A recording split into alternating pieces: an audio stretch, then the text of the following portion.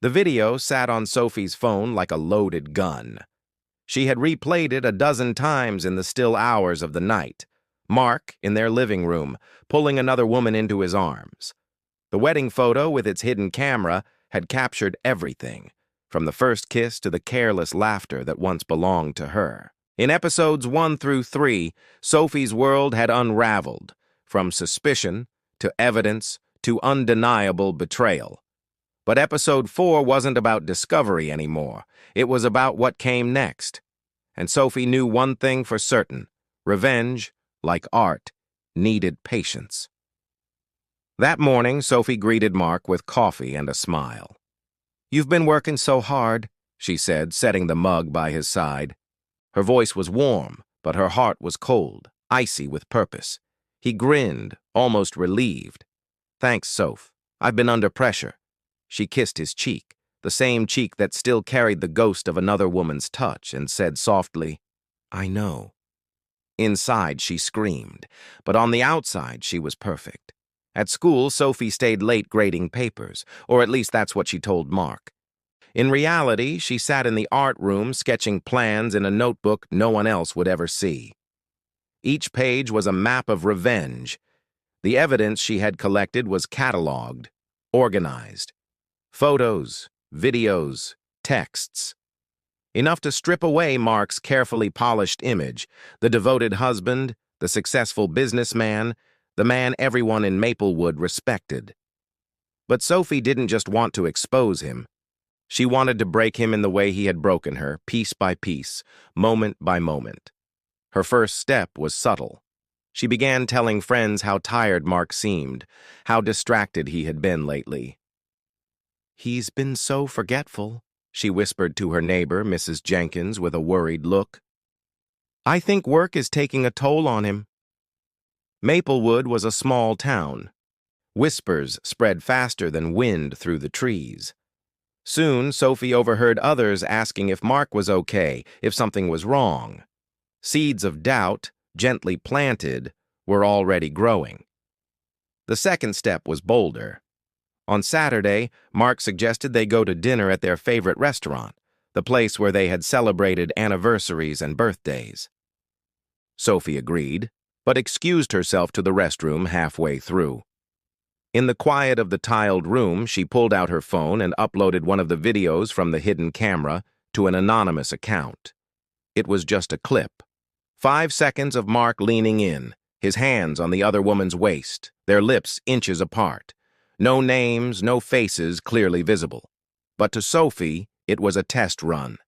She wanted to see how quickly rumors could flare when fueled by proof. By Monday, whispers had turned into gasps. "Did you see that video online? Looks just like Mark." Mark brushed it off when Sophie mentioned it, laughing nervously. "People will believe anything these days."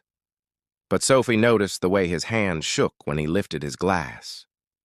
Each night, Sophie lay awake, her chest tight with both grief and anticipation. She remembered their wedding vows, the nights they had stayed up dreaming about children, about traveling, about growing old together. Those memories pierced her like glass shards, but she forced herself to hold them close. Because the deeper her pain, the sharper her revenge. And yet beneath it all, something dangerous stirred. Fear. Not fear of being caught, but fear of what she was becoming.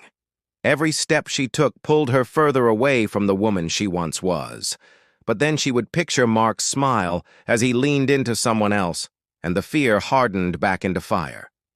One evening, Sophie found Mark asleep on the couch, his phone unlocked beside him.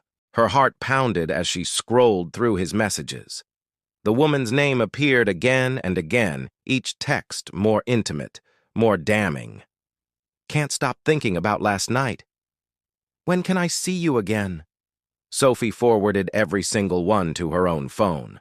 Then, with trembling hands, she changed his lock screen to a photo of their wedding day, her in white, him in black, smiling like the world was theirs. She wanted him to wake up and feel the weight of what he was destroying every time he reached for that device. The next morning, Mark looked pale, unsettled. Did you change my phone? He asked. Sophie tilted her head and smiled sweetly. No. Why? His eyes darted away. Never mind. Inside, Sophie's pulse thrummed with victory.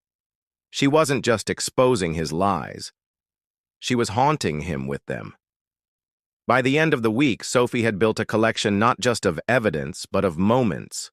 Whispers from neighbors' side, glances at the grocery store, the flicker of guilt in Mark's eyes when she spoke too kindly.